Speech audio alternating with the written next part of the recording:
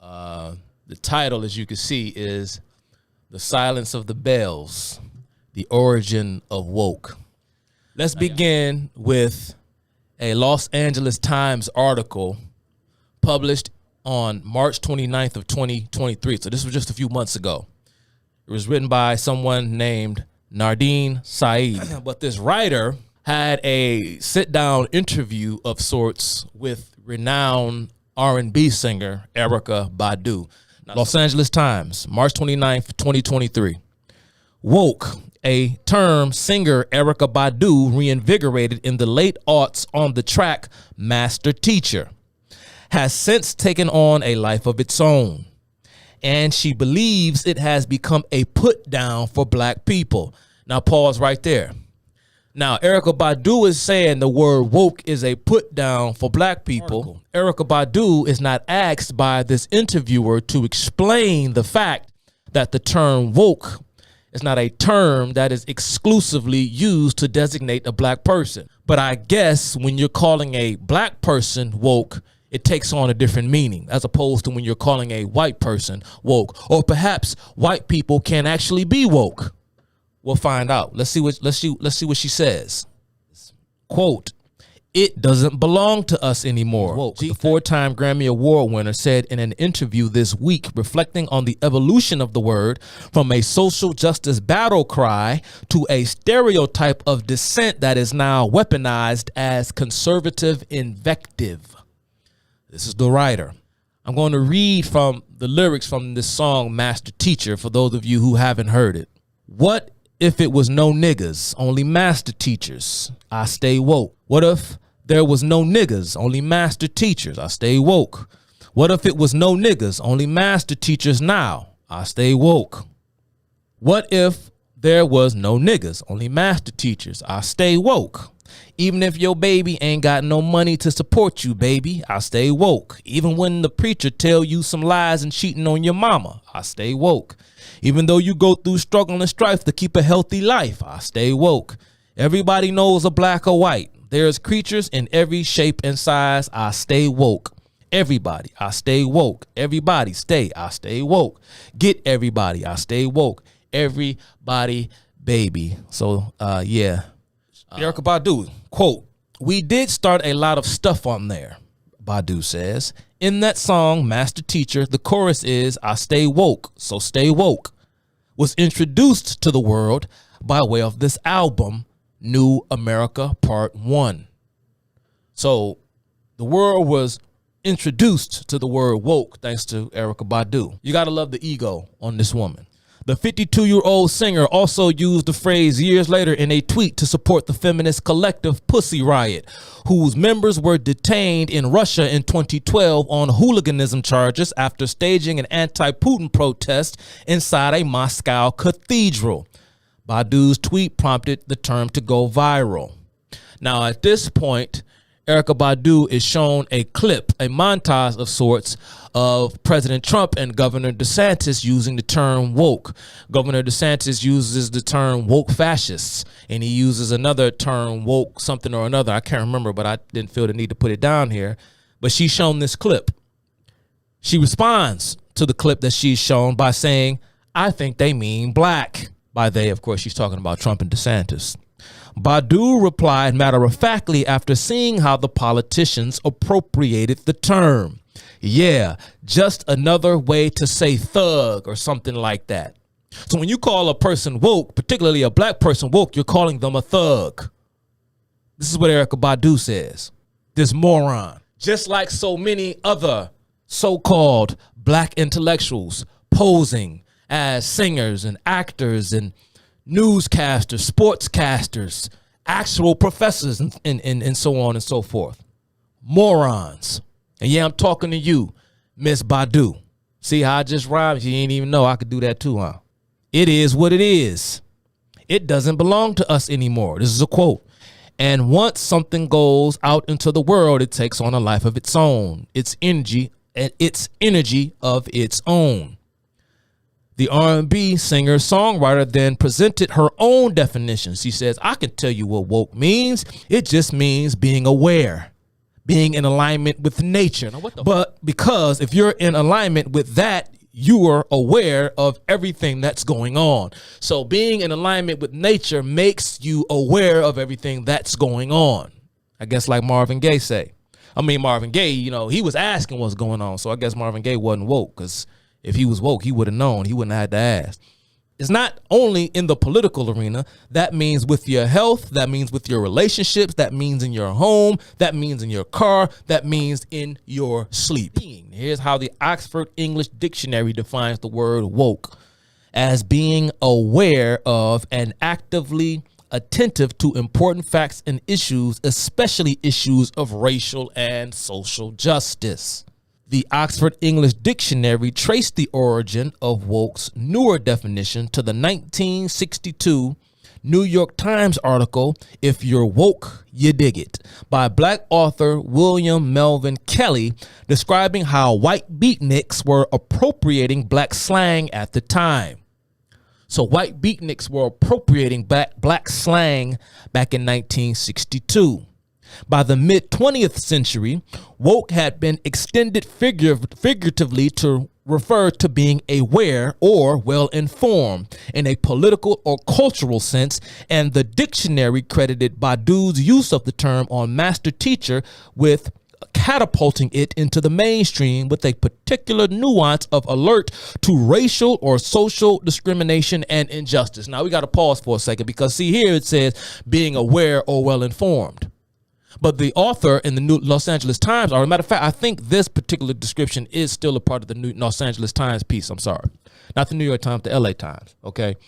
Now, mind you, remember the author said that the term woke is used as conservative invective. But according to the Oxford English Dictionary, it is someone who's aware and actively attentive to important facts and issues. So what are they implying? They are implying that anyone who is aware or well-informed in the political or cultural sense, by default, have to be of the left, because the term woke is only a term that is used by conservatives as a means by which to attack their political adversaries, which would be those on the left. So those on the left, by default, are aware and well-informed, because, see, if you offer conservative solutions to problems, then I guess you aren't woke according to this definition, because only someone who is of the left is woke. Or how about this? Anyone who is black and politically on the left are woke, especially because black folks the one that made up the term, right? It goes back to the 1960s. And this author, this writer for the New York Times, William Melvin Kelly. Now, Vox had an article talking about the term woke on October. This was published October 9th in 2020 by Aja Romano. Now, she takes the term back. She goes even further than Nardine Saeed. She says, the earliest known examples of wokeness as a concept revolve around the idea of black consciousness, waking up to a new reality or activist framework, and it dates back to the early 20th century. In 1923, a collection of amorphisms and ideas by the Jamaican philosopher and social activist Marcus Garvey included the summons, "Wake up Ethiopia, wake up Africa," as a call to global black citizens to become more socially and politically conscious. A few years later, the phrase "stay woke" turned up as a part of a spoken afterword in the 1938 song Scottsboro Boys, a protest song by blues musician Huddie Ledbetter, aka Lead Belly. The song describes the 1931 saga of a group of 9 black teenagers in Scottsboro, Arkansas, who were accused of raping 2 white women. Lead Belly says at the end of an archival recording of the song that he'd met with the Scottsboro defendant's lawyer, who introduced him to the men themselves. "I made this song about down there," Lead Belly says, "so I advise everyone be a little careful when they go along through there. Best stay woke, keep eyes open." Lead belly users stay woke in explicit association with Black Americans' need to be aware of racially motivated threats and the potential dangers of white America. That's what woke means. It started with Marcus Garvey in the 1920s, then picked up steam once again in the 1960s when white beatniks were appropriating black slang. And now fast forward to the 21st century, Erykah Badu is responsible for reintroducing or popularizing the term woke. And now we have conservative politicians, activists, political commentators, and so on and so forth have appropriated the term in an attempt to use the term woke as a pejorative to castigate and denigrate their political adversaries. Are we following? Well, we cool so far. We done went from the 1920s to the 2020s. Okay. Now, aside from the kind of cultural definition, let's look at the actual definition. This is from Merriam-Webster. Woke, a verb, past tense, and past particle of wake. Synonyms for the word woke or wake are awoke, awakened, awaked, aroused, wakened, roused, stirred, knocked up, raised, excited, disturbed, revived, provoked, stimulated, rousted, routed, reawakened, agitated, rewoke, bestirred, rewaked, alerted, warned, cautioned, forewarned, advised, forecasted, informed, predicted, aware, and conscious. Conscious, adjective, definition 1, having specified facts or feelings actively impressed on the mind. 2, made, given, or done with full awareness of what is being done. Got it? Okay, cool. I'm going to transition over and I'm going to read the work. Kenneth Allen, PhD. Dr. Allen received his doctorate from UC Riverside and is currently a professor emeritus of sociology at the University of North Carolina, Greensboro. How does he define conscious? Let's see. We're going to see how he defines it. We're going to go to his writing. This is Dr. Allen. Conscious or consciousness. William James was a pragmatist and also a friend of Mead's. He's talking about George Herbert Mead. For those of you who don't know, if you study sociology, George Herbert Mead is one of the names that you'll more than likely run across. James applied the pragmatic program to the ideas of self-consciousness in The Principles of Psychology, published in 1890.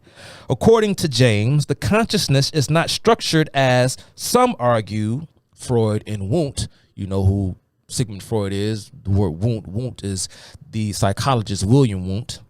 Another name that you'll run across if you study psychology. William Wundt is sort of like one of the godfathers of that discipline, but a process that can best be characterized as a stream. This is conscious or consciousness.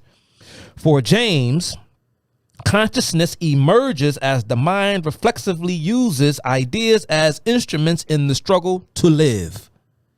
All consciously held ideas then must be understood as the ongoing result of a series of unending experiences wherein consequences of holding such ideas are known. In other words, consciousness always implies a kind of double move. We are both consciously aware of an idea and aware of having that idea. Consciousness is being reflexively aware of our own ideas. Like Rene Descartes. What is a thing? How does one know he is in fact conscious? He knows he's conscious because he can contemplate consciousness. I think, therefore I am. And according to James, consciousness contains a pragmatic motive. We consciously evaluate our ideas and hold on to the ones that prove useful. Let's move on. I'm going to go a bit further and sum this up one last time. Consciousness, according to Dr. Kenneth Allen, is defined as humans are not simply aware, is how he describes it. They are aware that they are aware. For example, not only feel pain, we are aware of that pain and we give it meaning. Think about the relationship between pain and gender. Okay. Consciousness then is reflexive awareness. Mead, as in George Herbert Mead, argues that consciousness is the result of language, whereas Marx, on the other hand, argues that consciousness has a material base. The effect of creative labor is a product that mirrors our nature back to us. Let me read to you George Wilhelm Friedrich Hegel's dialectical scheme, the very concept of something called negation. Hegel held that the absolute, capital A, could be likened to, say, God.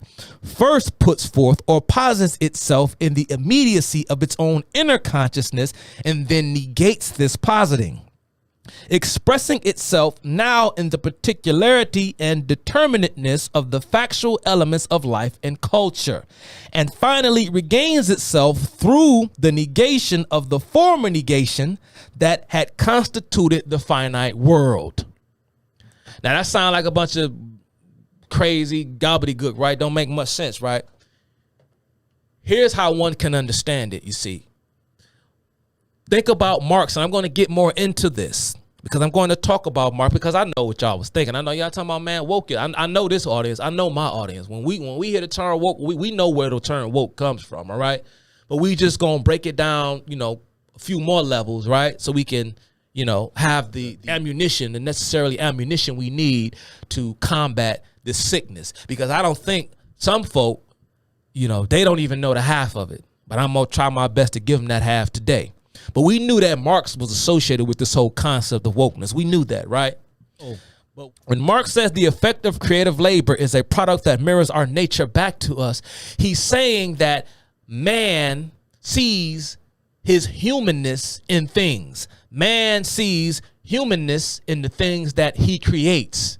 He recognizes that he is a creator when he gazes upon the things that are made in the likeness of his image, because without being able to gaze upon the things that are created in the likeness of his image, he has no conscious or no perspective of what it means to be a creator.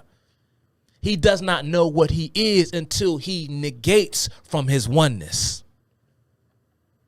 When Hegel is speaking this way, in terms of God itself.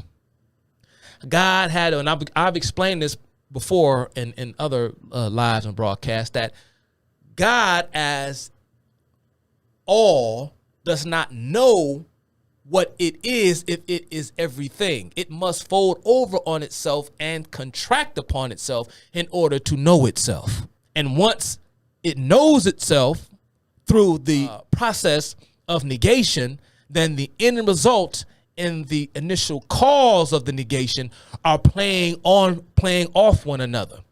It's a kind of self-feeding mechanism. So there's sort of like you have this kind of dialectical scheme, right, within, let's say, creation and our conception of God in a more, I guess, sort of metaphysical way. All right. So the issue with Marx is that he says, and he claims, and this might be in my notes somewhere, that human beings, we get swept up in a sea of commodities because given the nature of our economic system, or particularly the nature of the economic system as it was in the mid 1800s, you could say it hasn't changed much, but man has become isolated and alienated because Marx is big on this concept of alienation. Man becomes alienated from his work because as a laborer, he does not own, right, the product that was created as a result of his own labor.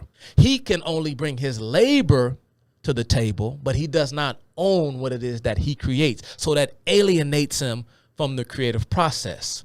So he does not recognize, in essence, his own power because he is alienated from things. Why is that important? Why is that significant? Remember, we're talking about consciousness now.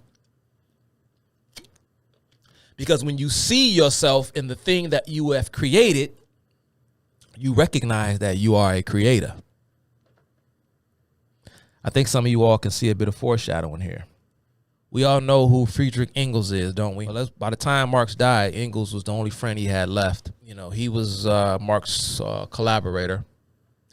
It's a shame, poor Engels, we don't even mention him. But I want to read once again from Dr. Allen's perspective on Marx and Marx's understanding of labor and alienation. Marx, who argued that there is an intrinsic relationship between the material world and labor and the ideas that people hold to be true, this connection is first purely made under conditions of primitive communism, where the worker and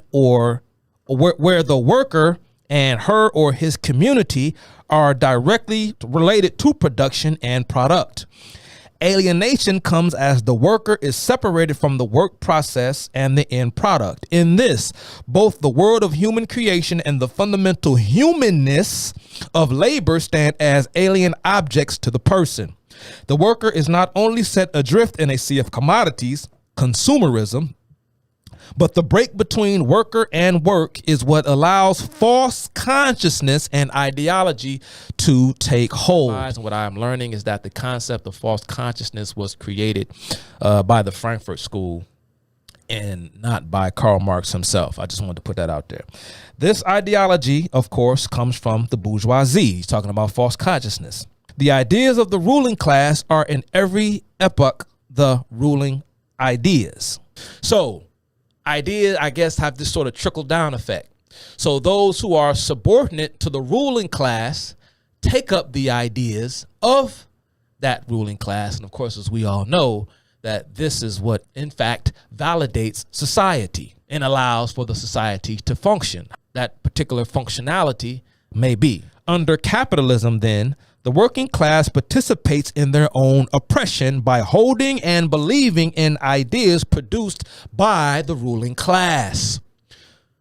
So, in order not to have a false consciousness, or should I say having false consciousness means participating or holding on to or believing in ideas that are produced by the ruling class. This produces false consciousness, or better yet, such an individual isn't conscious at all, because if you are conscious of things that aren't true, you're living in non-reality. You're living in a dream. You must awaken to what? You must awaken to the state of your oppression. And one of the ways that you will awaken to the state of your oppression is that you abandon the belief in ruling class ideas. I'm going to read the speech that was given by Engels at the graveside of Karl Marx on March 14th. I believe Marx died in 1883. Here is Engels at the graveside of Marx. Now listen to what Engels had to say. He's talking about his friend. Just as Darwin discovered the law of development of organic nature, so Marx discovered the law of development of human history. The simple fact, hitherto concealed by an overgrowth of ideology, that mankind must first of all eat, drink, have shelter and clothing before it can pursue politics, science, art, religion, etc. That, therefore, the production of the immediate material means, and consequently the degree of economic development attained by a given people or during a given epoch, form the foundation upon which the state institutions, the legal conceptions, art, and even the ideas of religion of the people concerned have been evolved, and in light of which they must therefore be explained instead of vice versa, as hitherto been the case. So what Engels is saying is that the first thing man desires is material comfort. He is concerned with drink, water, shelter, and what have you. Now understand that Marxism is quintessentially Malthusian. When I say Malthusian, I'm talking about Thomas Malthus, the conservative philosopher. And so you have to understand that Marx and Engels and others who subscribe to his ideas at the time, you have to understand what they're thinking. They're caught up in the midst of industrialization. They've never seen anything like this. And when you look at the small percentage of the property owning class, they're thinking to themselves, I mean, what the heck? So as we become more and more advanced, those who own the means of production are going to do whatever that they must in order to maintain their position within or as property owners at the expense of those who do not own property. And they're going to use that capital to acquire even more capital. Therefore, there was going to be this massive sort of material schism between the haves and the have-nots. And the class of property owners were going to contract and get smaller and smaller, and the laboring class, or what he calls the proletariat, was going to get bigger and bigger. And so, considering the fact man must first eat, drink, sleep, and everything, have shelter and clothing, all of that other philosophy, art, law, he's not thinking about all that stuff, not until he feeds himself, not until he clothes himself, and so on and so forth. Now, according to Engels, prior to Marx, it was vice versa. But Marx figured it out. He said everybody had it wrong. But that is not all. Marx also discovered the special law of motion governing the present-day capitalist mode of production and the bourgeoisie society that this mode of production has created. Such was the man of science. But this was not even half the man. Science was for Marx a historically dynamic revolutionary force.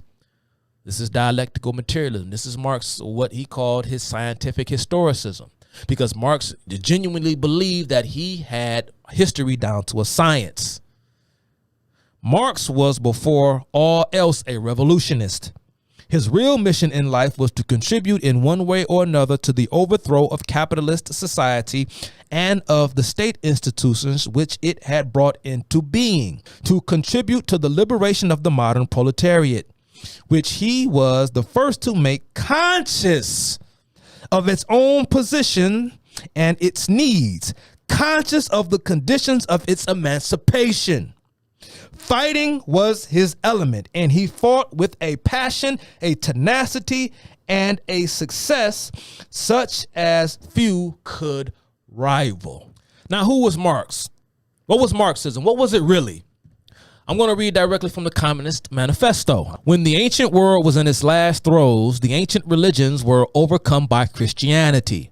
When Christian ideas succumbed in the 18th century to rationalist ideas, feudal society fought its death battle with the then revolutionary bourgeoisie.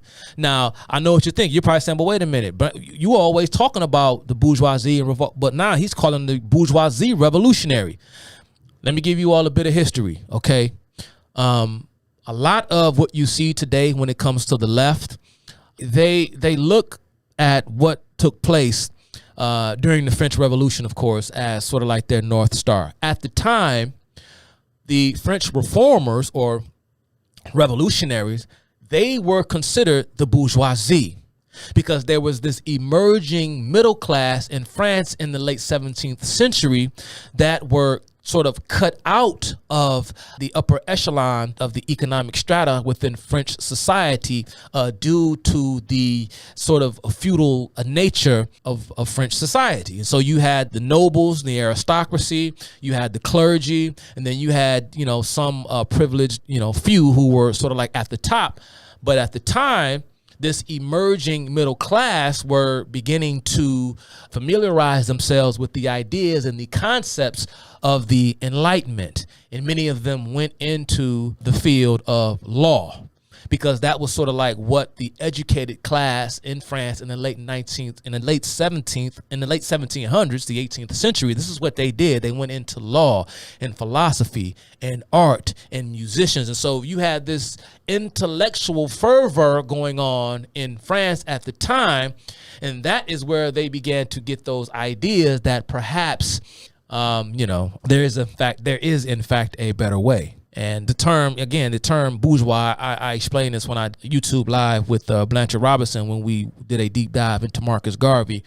And I explained the term bourgeoisie and where it actually come from. The term bourgeoisie literally means middle class. And of course, this term or the middle class, we're talking about middle class France in the late 1700s. Okay. And so the bourgeoisie were the revolutionaries, but the bourgeoisie were eventually, around about 1792, the establishment of the Paris Commune, headed up by the Sans-Culottes and the Jacobins, went after those who actually spawned the revolution a couple of years earlier. But I may get into that. I may get into that later. The ideas of religious liberty and freedom of conscience merely gave expression to the sway of free competition within the domain of knowledge. Undoubtedly, it will be said, religious, moral, philosophical, and judicial ideas have been modified in the course of historical development. But religion, morality, philosophy, political science, and law constantly survived this change. There are, besides eternal truths, such as freedom, justice, etc., that are common to all states of society. But communism abolishes eternal truths. It abolishes all religion and all morality instead of constituting them on a new basis. So what Marx is saying is that these concepts like religion, morality, philosophy, political science, law, they constantly survive the change. So as societies have changed throughout time, those particular concepts were always sort of part and parcel of the cultural context that any sort of given people across that space and time continuum found themselves in. Okay. There are, besides eternal truths such as freedom, justice, etc., that are common to all states of society, except communism.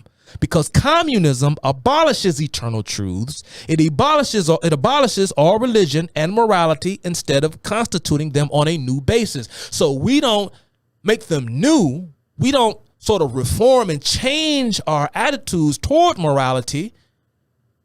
We abolish them altogether. It therefore acts in contradiction to all past historical experience.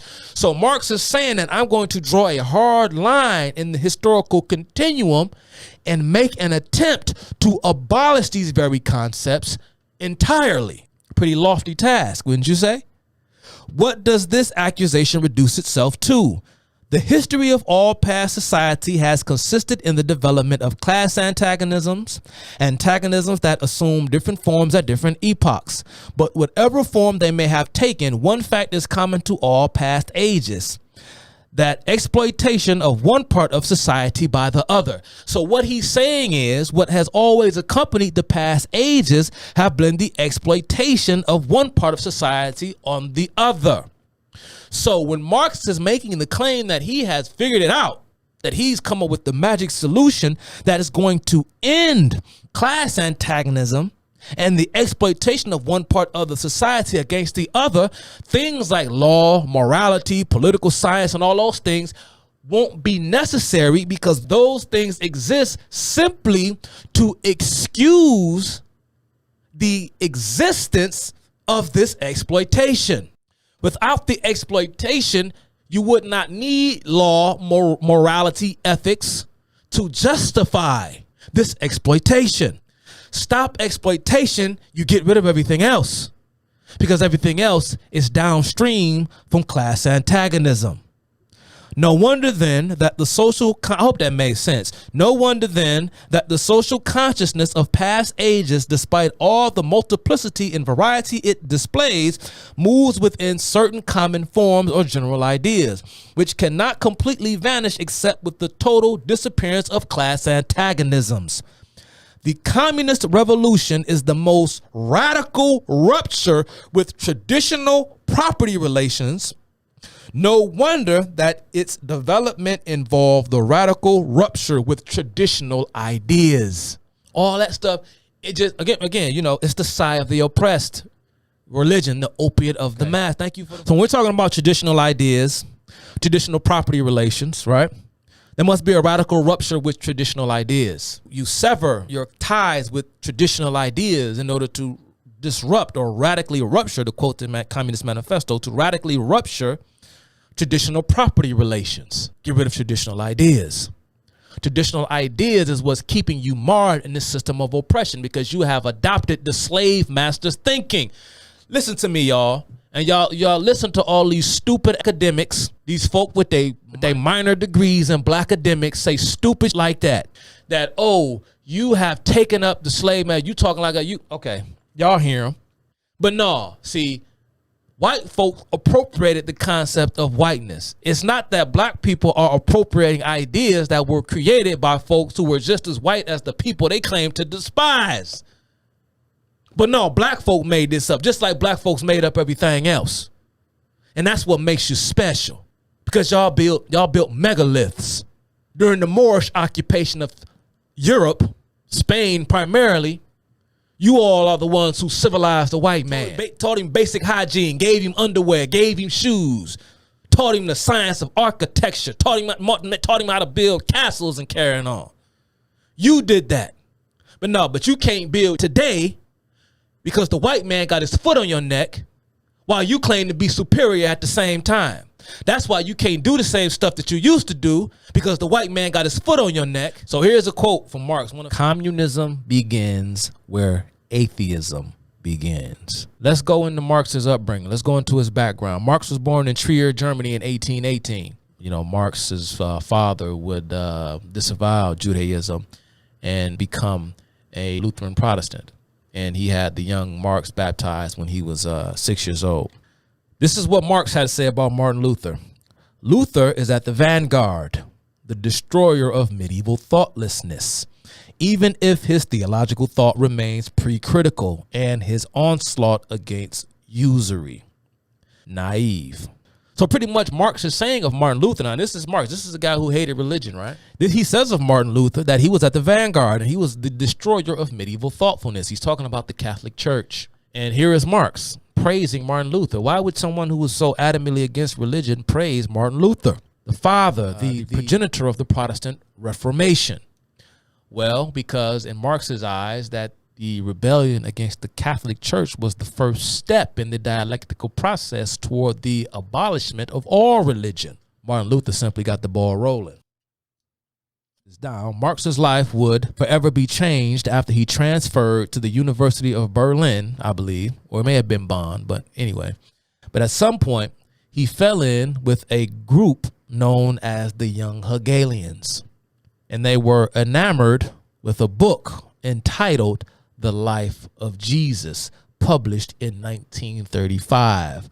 Now, what is the life of Jesus? Who wrote the life of Jesus? Well, the life of Jesus was written by a man, a Protestant theologian by the name of David Friedrich Strauss. Who was David Strauss? He was born January 27th in 1808 in Ludwig-Württemberg, somewhere in Germany.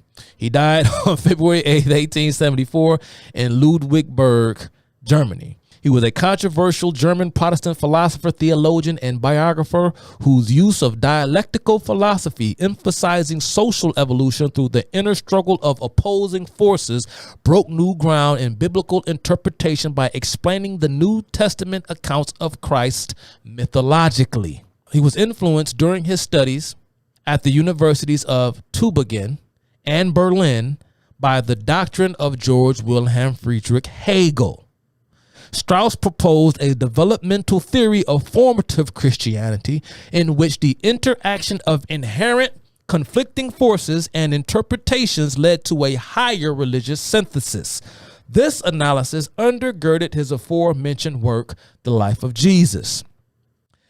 In The Life of Jesus, Strauss denied the historical value of the Gospels and rejected their supernatural claims, describing them as historical myth, or the unintentionally created legendary embodiment by 20th century writers of the primitive Christian community's popular hopes. Now again, some of y'all may agree with this. Let's read from The Life of Jesus. There's a passage I thought encapsulated Strauss's ideas and attitudes perfectly well. Let's see here. The results of the inquiry which we have now brought to a close have apparently annihilated the greatest and most valuable part of that which the Christian has been wont to believe concerning his Savior Jesus, have uprooted all the animating motives which he has gathered from his faith, and withered all his consolations. The boundless store of truth and life, which for 18 centuries has been the element of humanity, ailment of humanity, seems irretrievably dissipated. The most sublime leveled with the dust. God divested of his grace, man of his dignity, in the tie between heaven and earth broken. So he say, listen, I killed it. I slayed that dragon. That's done. That's over with. All right. The ailment of humanity seems irretrievably dissipated. You can't bring it back. It's gone. I've destroyed it. Strauss shocked all of Germany with his contention and was barred from his professorship in 1839. Again, at this time, folks were, it was very unpopular to say things like that at the time. He was barred from his professorship. Strauss, nevertheless, not only influenced 20th century liberal and eschatological schools of biblical thought, but also challenged subsequent scholars with the search for the historical Jesus. So that's a brief bit of Strauss. Of Marxist groups of associates and Strauss enthusiasts was a man named Bruno Bauer. Who was Bruno Bauer? Bruno Bauer wrote in 1840 an essay titled Historical Criticisms of the Synoptic Gospels, wherein he posits that the Gospels were forgeries, that Jesus never existed, and therefore the Christian faith is a fraud. Now, according to Marx biographers, Bruno Bauer was sort of, Marx almost sort of like his mentor. He almost saw Marx as sort of like I don't even know if Bruno Bauer was older than Marx. I mean, it wouldn't be nothing to look it up and find out real quick. But from what I understand, Bruno Bauer was even more vehement and more vitriolic than Marx was at a certain period of time. Bruno Bauer was Engels before Engels. At some point, Marx and Bauer would go their separate ways because Bauer would run afoul of leftist orthodoxy. Marx and Bauer attempted to jointly publish a journal of atheism, but failed due to a lack of financial backing and never got the publication off the ground. Bauer and Marx would later have a falling out after Bauer's abandonment of leftist orthodoxy around 1843. So at this point in time, Marx and Bauer are trying to put out a journal of atheism. Never got off the ground. It was Bauer who convinced Marx not to present his doctoral thesis to the University of Berlin due to the conservative environment, the conservative religious environment at that university. And lastly, a piece titled, now this was it. This was the one. You had The Life of Jesus by Strauss. You had Historical Criticisms of the Synoptic Gospels by Bauer, and you had a piece titled The Essence of Christianity. Some of you may be familiar with this gentleman, because it's a very famous book, published in 1881, written by a man named Ludwig Andreas Feuerbach, would be the final death knell through the coffin of whatever Christian or religious sympathies Marx may have had left. Ludwig Feuerbach was the icon. He was the hero to end all heroes to German atheists at the time. Ludwig Feuerbach. Friedrich Engels would recall in 1888 that Feuerbach's book had a profoundly liberating effect on him and Marx by, quote, breaking the spell of the Hegelian system and establishing the truths that human consciousness is the only consciousness or spirit that exists, and that it is dependent upon the physical existence of human beings as part of nature. There's that concept of consciousness. Notice how he says breaking the spell of the Hegelian system. Now, I know a lot of you, when you think Marx, you think Hegel. But Hegel was not necessarily a predecessor to Marx. You had different competing schools of philosophical thought that were all trying to gain a piece of what it was that Hegel was ultimately trying to say. Hegel did not, or may very well not have even endorsed Marx, because you had what was called the left-wing Hegelians and you had the right-wing Hegelians. Those who were on the right were considered idealists, and those who were on the left were considered to be materialists, because even those who were inspired by Hegel thought that Hegel perhaps didn't quite go far enough, or that he didn't get things completely correct. He laid a certain foundation down in terms of how to explain movement. And we're going to get to that when we talk about movement and motion. But what was Hegel's ultimate, this sort of synthesis almost into a higher understanding, this synthesis between praxis and behavior, principle and reality. And when you juxtapose man's ideals in correspondence to what he actually does, those things sort of grow or develop into a kind of synthesis that allows for man's evolution and flourishing. But the left-wing Hegelian said that's not quite it. In 1844, Marx wrote to Feuerbach with reference to the latter's, these are two other works, Principles of the Philosophy of the Future, published in 1843, and The Essence of Faith According to Luther, published in 1844. That in them he had, intentionally or not. This is Marx writing to Feuerbach. He says to Feuerbach that he had, intentionally or not, had given socialism its philosophical foundation. Remember that. For those of you who said, who you think you know, oh, Marx was an economist. Marxism is about economics. Marxism is about class, about gender. It's about race, about this. Marxism is about atheism. Marxism is atheism under another name.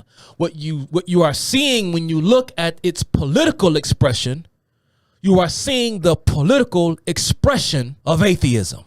And I'm going to explain as we go further how Marx and why he was able to sort of develop his theory on politics and economics based solely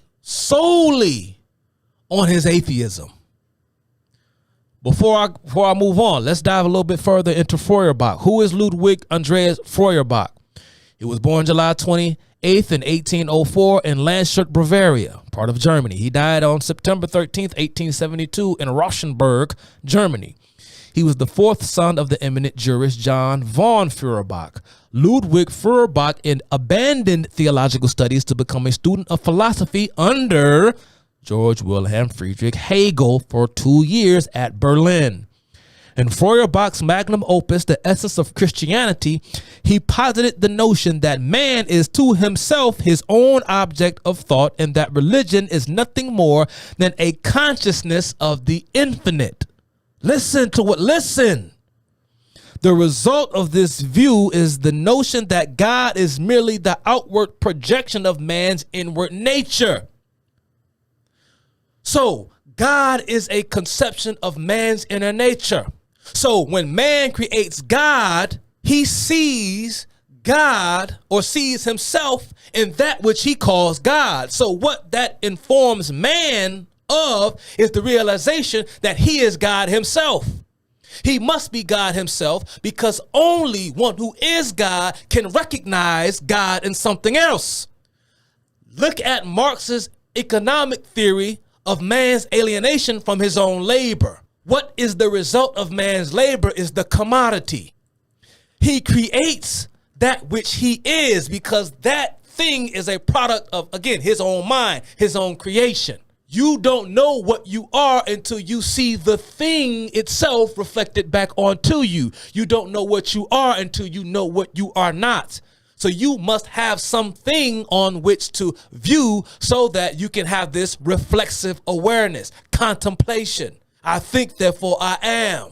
The fact that God exists, that we have a concept of God, is proof positive to Marx, who was influenced by Feuerbach, who claimed that man is the maker of God, because what God represents is man's own ideals, his own needs, his own wants, his own desires, to be loved, to feel safe, to feel secure. Some say, well, I get it. I get why. I get why man felt the need to invent a God to fulfill these needs of comfort, of security, of paternal guidance and love. But it doesn't make it true. And so when you rid yourself of the illusion that God is real, then one becomes awakened or woke or conscious to the fact that he is God himself. Y'all don't hear me, dog. Listen to all these fools who got minors in black academics. How much they go on and on and on and talk to you about how superior black people are to everybody else. About how God is black. About how black man is the God. And the black man is the God of the earth. And the woman is the goddess. And so on and so forth. And all this voodoo, backward, hullabaloo, gobbledygook, brain dead, psycho babble nonsense. This is where it comes from. But they telling you that it's something uniquely African. That's what it means to be woke. Is to recognize that God is merely the outward projection of man's own inward nature. And if you believe that you are a God, then what is it that you are incapable of doing as a matter of fact? Nothing, of course. Why should you abide by the law? Why should you pay your taxes? Why should you deal with this oppression that you think that you are living under? Because gods don't live this way. You wouldn't have to live this way if you just realize your true potential. Ain't that what they tell us all the time? Black folks, know who you are, know your history, know how great you are, know how great you are great because you were great. There's evidence that you were great and your greatness is being kept away from you by people who aren't as great as you, but they are somehow great enough to still keep your greatness from you. Feuerbach reasoned that the true essence of religion is anthropological in nature. Thus, the true creator is man, not God. God is a creature of man's own will or longing for the things that correspond to his own needs: morality, law, security, love, etc. And although Feuerbach denied that he was an atheist, he nevertheless contended that the God of Christianity is an illusion. But perhaps the most important philosophical contribution of Feuerbach's most celebrated work was his assertion that man was the highest form of intelligence in the universe. The scientific rationalism and Enlightenment thinking run amok. Remember what Marx said? That Feuerbach had given socialism a philosophical foundation. If you know anything about communism, you know this is you know it's true. That's why these people think this way. That's why they conduct themselves in this way. And I ain't even done yet. Marx found kinship in Feuerbach's work due to the similarities between the essence of Christianity and his own doctoral thesis, based largely on the philosophies of Epicurus, the father of atomism. I don't know if Epicurus is referred to as the father of atomism. He's probably the most famous atomist, but atomism was a school of philosophical thought in Greece between 200 and 300 BC. Atomism suggests that all observable changes are caused by the motion of atoms. But for Epicurus, his atomist philosophy wasn't one of pure physics. Epicurus ultimately sought ethical revelation through mechanics and matter. Remember that, because that's going to mean something shortly. Marx would write in his doctoral thesis that, quote, "It is necessary to recognize as the highest divinity the human consciousness itself. One does not become woke," this is me, "one does not become woke unless it recognizes that human consciousness is the highest form of divinity." So what they're saying is religion has it backwards. God didn't create man, man created God. God is not a creature of order. God is a creature, or the creator of order. God is a creature of chaos. It is man that brings order to God's chaos. Because as all-knowing, as everything, God is both nothing at the same time. Because if one is everything, one is nothing. Because one cannot know anything until it knows what it is not. To be all-knowing is to be ignorant. So it is Lucifer that redeemed you from your perfection. I talked about this subject briefly in my last YouTube video on the God within, man's greatest heresy. I'm telling you what these people believe. I'm telling you what they think. This is the occult. Leftism, Marxism, communism, humanism, secularism, progressivism, liberalism as it is today. This is occultism. How to become God yourself. Bear in mind that Marx's initial goal was to become a professor of philosophy, which he didn't. Now, let me explain. I'm almost done, y'all. I'm almost at the end. This talk wasn't that long today. When you think about motion, again, even going back as far as the ancient Greeks, right? Before Christ, the Greeks they had this thing again with motion. They wanted to understand what was the initial cause of motion. What caused the universe to move. They understood that even back then, as far back as 1600 BC, that matter was the product of motion. Right? Even when it comes to the atomists, they believe that the physical universe was comprised of some type of subatomic particles that was fixed in nature, and that things that appear to be separate things are not in fact separate things. They're just different configurations of these subatomic particles that give the illusion of new thing. And that's sort of like what atoms are. It starts with the one, the hydrogen atom. And what you see with the many multifold manifestations of physical reality are different expressions of the hydrogen atom. So Greeks wanted to know, well, what is the cause? I believe it was Heraclitus.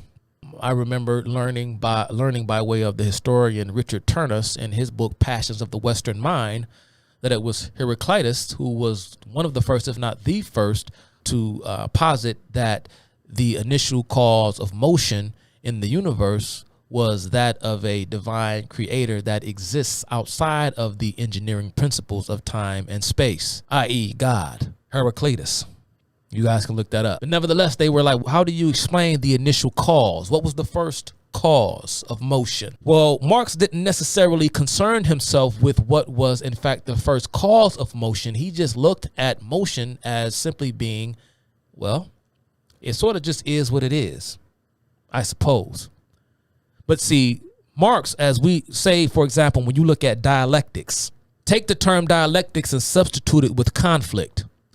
You look at atoms, right? You have electrons, you have protons, negative and positive. Marx believed in a sort of rudimentary way, and this is why the left is very crafty, just like the devil. They convince you of things that are completely bogus by sprinkling little inklings of truth inside of it. And they're able to manipulate you and trick you because it sounds right until you dig a little bit deeper. But the theory that Marx had, understand, this is the theory of Marxism. It's not economic. It's not any of that. Marx believed that matter was the product of motion. Everything that exists in the universe is the byproduct or is the product of pure consequence and accident. Man simply finds himself in the position to where, as being the highest form of this sort of consciousness, it is his reality to take it upon himself to bypass the stage of suffering, the industrial phase, the capitalist phase, to bring us to the end. Because just like the physical universe is comprised of negatives and positives, so is our political system, our economic system, culture, and so on and so forth. And it is within this conflict that brings about the synthesis or the creation of new things. Man and woman comes together to create a new thing. Everything in the universe is based upon what? The inertia between opposites. And so man, having as his first and primary impulse is food, water, clothing, etc. Man's first inclination is to what? Is to subdue the natural world and bring it under his control. When man then brings the natural world under his control, he creates a system to distribute the resources of nature that we call today economics. And from there, because see, if there is no command to act in a way that is in accordance with what something that is superior to man deems proper, then how does one justify or explain what motivates man's behavior? What motivates man's behavior is material comfort, material conditions. He wants to eat and sleep and go, That's what man wants. Man doesn't care about fostering and cultivating a relationship with the transcendent. He's not searching for meaning and purpose and what is intrinsically right and wrong. He's not searching for that, because what is right and wrong is always downstream from class interests. Everything else is just made up. And so the initial cause of conflict, i.e., what is the initial cause of our need for morality, law, ethics, religion, politics, etc., is the need to sort of referee human behavior that is brought about, or the conflict that is brought about by way of individuals seeking material gains. You eliminate private property, you eliminate the conflict. You eliminate the conflict, you eliminate morality, law, religion, etc. I can't stand the way these people talk, y'all. Like they saying something intelligent. It's the system that's doing it, you see. Because the white man is trying to protect what he has.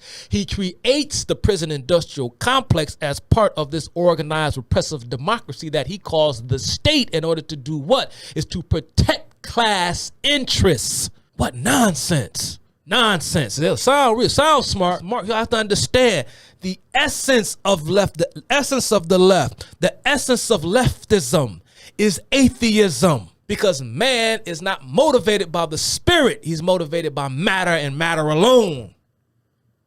Man is an animal.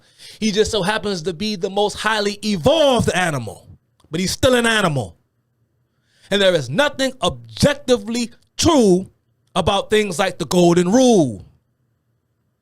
Praying for those, praying for your enemy, blessing those, being kind, not being covetous, not honoring thy mother and father, not killing, not stealing. Those things only exist because they benefit the elite, the ruling class. Because if you did not believe in being covetous, then you would march right over to the wealthiest, swankiest neighborhood in your immediate area, right? Kick in them folk door and drag them out their home and shoot them point blank dead in the head, leave them laying dead out there in the street, and commandeer their homes like they did in so many communist revolutions throughout the world, beginning with the French Revolution in 1792. What do communists have to say about religion, faith, morality, God, Christianity? I'm going to read it. We do not believe in eternal morality, and we expose all the fables about morality. Vladimir Lenin. Law, morality, religion are so many bourgeois prejudices behind which lurk an ambush just as many bourgeois interests. Karl Marx. We therefore reject every attempt to impose on us any moral dogma whatsoever as an eternal, ultimate, and forever immutable moral law, on the pretext that the moral world too has its permanent principles which transcend history and the difference between nations. Friedrich Engels. It is now perfectly clear to me that the so-called sacred writings of the Jews are nothing more than the record of the old Arabian religious and tribal traditions, modified by the early separation of the Jews from their tribally related but nomadic neighbors.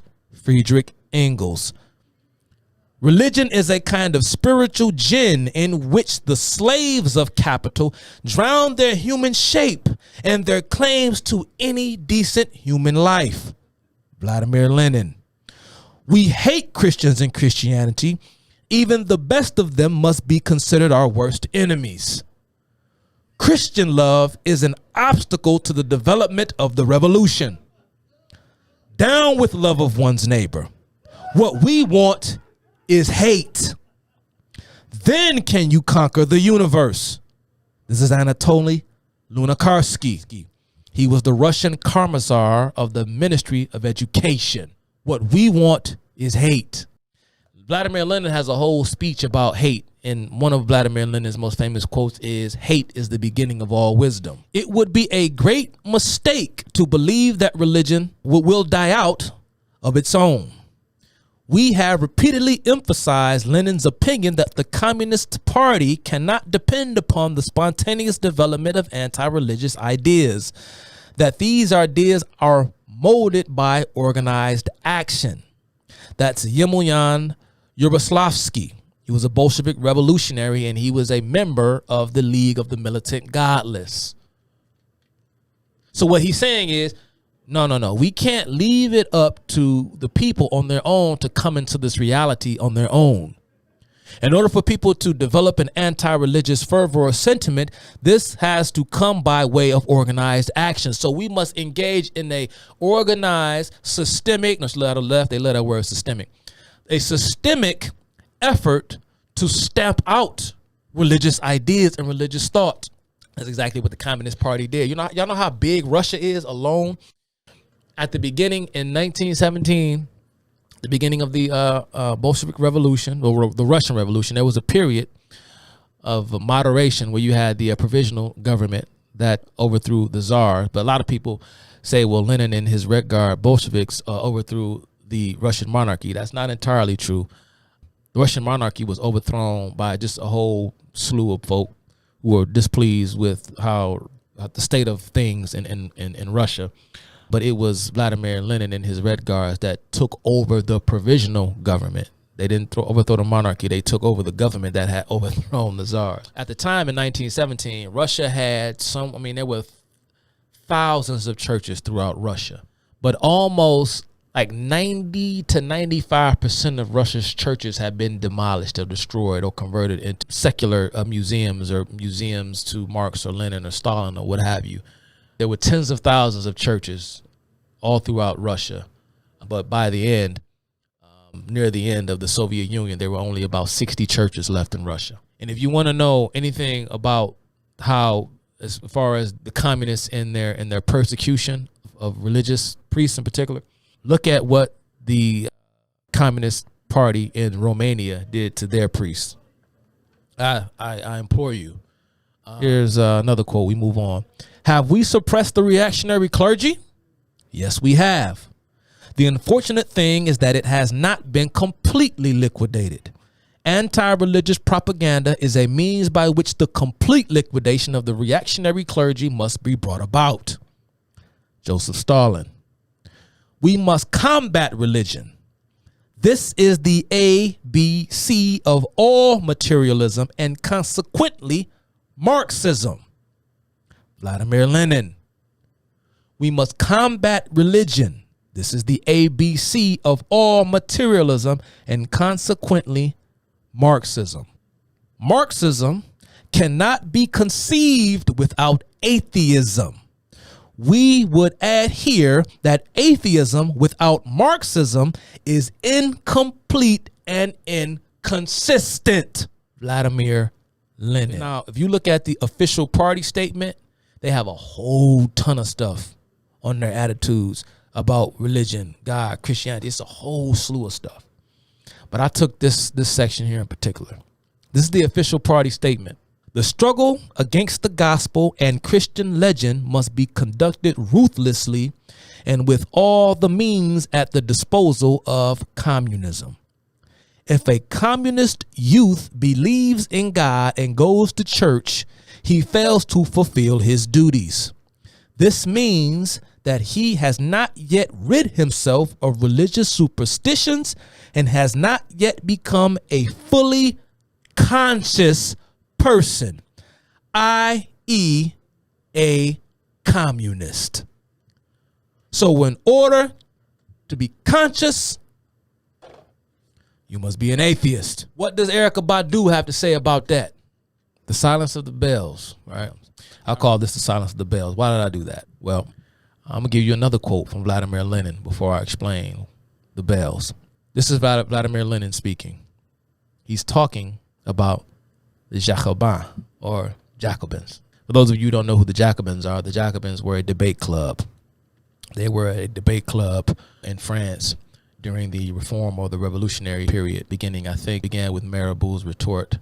Or, a lot of people look at, I think it was Mirabeau, his refusal to leave, was it the Tuileries or wherever, at the command of the king. That was sort of like the first time that the king of France at the time, King Louis the 16th, when his commands were not heeded. The people were asking for reform, and they were willing to settle for a constitutional monarch, but they wanted some changes, and they refused to heed the command of the king. And I believe it was one of the early French revolutionaries his first name escapes me, but I believe his last name was Mirabeau. When he was approached and he was told by one of the king's men, didn't we ask the crowd to disperse? And Mirabeau, I forgot what Mirabeau said to him in reply, but he pretty much said to him, we ain't going nowhere. We want to be heard. And this is referred to as Mirabeau's retort. And this is sort of like what sparked the French Revolution. Or some people say that the French Revolution began with the storming of the Bastille. Or perhaps it was a Russian general who commanded the National Guard troops in Paris, Lafayette, when he ordered the slaughter of a bunch of unruly protesters in Paris. This may have sparked, or perhaps it was when the monarch was overthrown by the sans-culottes in 1792. But again, y'all, the Jacobins was part, and you had all type of debate clubs, the Jacobins, the Cercle Social, the Girondins. You got a lot of groups that were part, but the Jacobins was perhaps maybe not as radical as the Cercle Social, but the Jacobin political debate club rose up to become the most powerful. They were a minority, but they became the most powerful. And of course, the most powerful of the Jacobins was Maximilien Robespierre. And, this led to the terror beginning in around about 1792 to 1794. Here's what Vladimir Lenin had to say about the Jacobins. Bourgeois historians see Jacobinism as a fall. Proletarian historians, that would be like your Howard Zinn types, see Jacobinism as one of the highest peaks in the emancipation of an oppressed class. The Jacobins gave France the best models of a democratic revolution and of resistance to a coalition of monarchs against a republic. Again, that's Vladimir Lenin. Now, why did I mention that? Why did I mention the Jacobins and Vladimir Lenin's affinity for Jacobinism? I'm going to tell you. On August 18th, 1792, the government forbade the wearing of religious vestments in public. It ordered the deportation of all priests who refused to take the oath of allegiance to the civil constitution of the clergy. It forbade religious processions. It confiscated gold and silver religious vessels used in mass. It removed the church's right to register births, marriages, and deaths, all of which became official functions that were transferred to the civil authorities. And they outlawed the ringing of bells, the church bell. Have to bear in mind, too, ladies and gentlemen, that, again, the church was under fire from the beginning. Again, the revolution in France became progressively more radical and more extreme because the king sort of refused to give up his authority, pretty much, and he was exploiting his veto power to prevent the fast tracking of a lot of these reforms that were coming by way of the National Assembly. And so what ended up happening was the proletariat, because, the bourgeoisie had effectively gotten the constitutional republic based upon the declarations of the rights of man. They sort of got that document drafted, but the reforms and changes weren't happening fast enough. So that gave rise to a set of sort of Jacobins that were referred to as the sans-culottes. But sans-culottes means long trousers or no culottes, because culotte pants were worn by men of privilege in France. They had to put, and then they would wear silk stockings from the knee down. Where those who were the poorer, they wore pants that covered their entire leg. They wore long trousers. So the sans-culottes were the people in France who wore long trousers. And those who wore the long trousers were the revolutionaries. Sort of like, what do you call it? Like Mao Zedong in his Red Guards, when they had to walk around with like the red patches or whatever, or Mussolini's black shirts, Hitler's brown shirts. Well, you had the long trousers in France, and those were your revolutionaries. Well, they are the ones who established the Commune Insurrectionnelle, or the Paris Commune, in 1792, and which they effectively had the king deposed. King Louis tried to squash the rebellion by trying to solicit the help from other European monarchs to help put down the revolution, but that proved ineffective. And so the king was finally overthrown. But they had their eye out on the church for a very long time, and they nationalized the church effectively. by confiscating their possessions and outlawing the practice of tithing. And to make a long story short, they sought to nationalize church property in order to alleviate some of France's economic woes. And they were also dealing with revolt in Saint-Domingue, what they call Haiti today, of course. And so there were a lot of things that were going on in France, but France was on the verge. I mean, the people were on the verge of starvation, and they wanted to confiscate church property. But this kind of put the revolutionaries at odds with the majority of the people, because the majority of the people were still believers. And again, you know, they made or forced these priests to take an oath of allegiance to the civil constitution. And those who refused to take an oath and said, no, my oath and my allegiance is to God and to the Bible, not the state, these were considered refractory priests. Just like when Stalin talks about reactionary clergy, these were considered refractory priests. A lot of them were in prison. Well, if you refused to take the oath of civil service, you were either imprisoned or you fled for your life. And so the church had already been under attack, but they kind of sort of let it be. But once the Sans-Culottes took over and tried to institute a new constitution, this was like sort of like the second constitutional convention, then that's when all hell broke loose. And they demanded that the refractory priests that were in prison for refusing to take an oath of allegiance to the state, they demanded that they all be executed, on top of everything that I just named. But most importantly to the people, they forbade the ringing of the church bell. I'm going to read from historian Ian Davison on the importance of the church bell.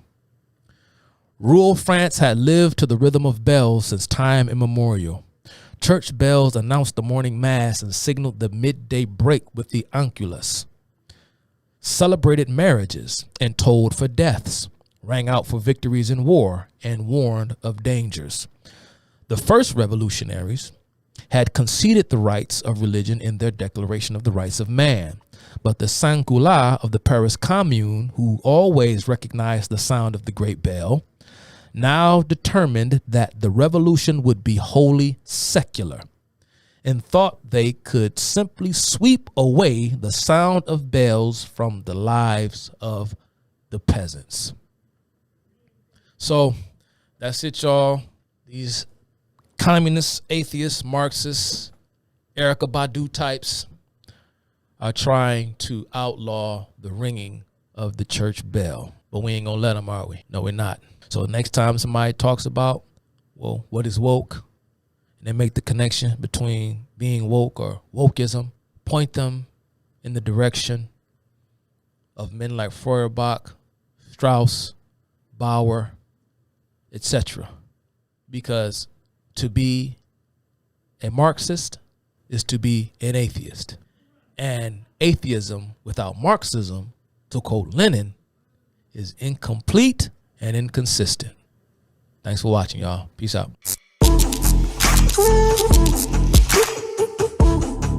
Ooh.